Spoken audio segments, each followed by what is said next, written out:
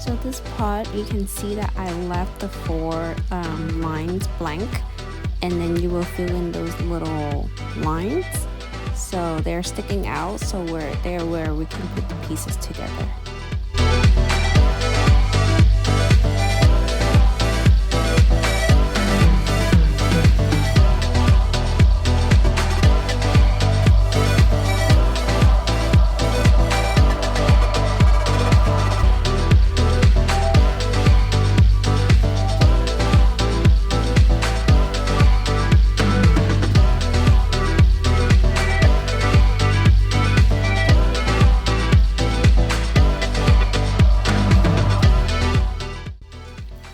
Thank you so much for checking out my video. Remember to subscribe my channels for more videos like this, and I hope you give me a like and follow me on Instagram. See you later. Bye.